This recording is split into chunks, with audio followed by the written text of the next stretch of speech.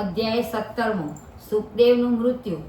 મહર્ષિ વાલ્મીકીએ દૃઢધન્વાને એના પૂર્વજન્મનો વૃત્તાંત સંભળાવી રહ્યા છે. હે દૃઢધન્વા, પતિવ્રતા નારીના વચનોથી સાંત્વનને પામેલા સુદેવે બ્રાહ્મણે હરિનામમાં ચિત્ત પરોવ્યું. દિવસો વીતવા લાગ્યા. એક દિવસ સુદેવે દર્ભ અને સમધિ લેવા વનમાં ગયા. એ વખતે સુદેવ પોતાના મિત્રો સાથે કૂવામાં સ્નાન કરવા ગયો. કૂવામાં એ જળ ક્રીડા કરવા લાગ્યો. કાળ અને ભાવિની બોલાવણી એને ઊંડા જળમાં ખેંચી ગયા. બાળ સુખદેવે બહાર નીકળવા માટે ફાંફા મારવા લાગ્યો, પણ કાળ એને આંબી ગયો અને એ ગુંગળાઈને મૃત્યુ પામ્યો.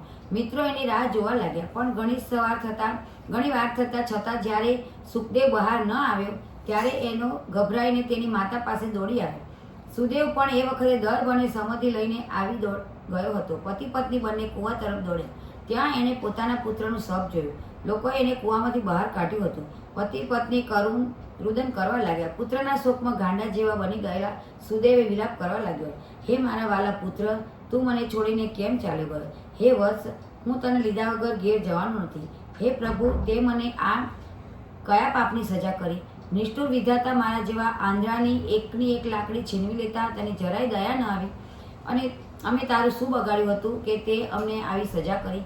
હે પુત્ર, કોઈ વાર નહીં ને આજે તું કૂવામાં નાહવા શા માટે ગયો?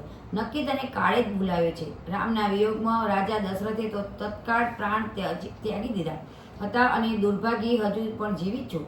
મને ધિક્કાર છે, ધિક્કાર છે. હે કૃષ્ણ, હે ગરુડગામી, હે વૈકુંઠનાથ, મારા પર દયા કરો. અરે રે, હું પણ કેવો મૂર્ખ છું. ભગવાન વિષ્ણુએ ના પાડી છતાં મેં પુત્રની હઠ કરી. મારા ભાગ્યમાં ન હતું એ જ મેં માગ્યું, પછી એ મારા હાથમાં સી રીતે રહે? પૂર્ણ પુરુષોત્તમ ભગવાન કી જય.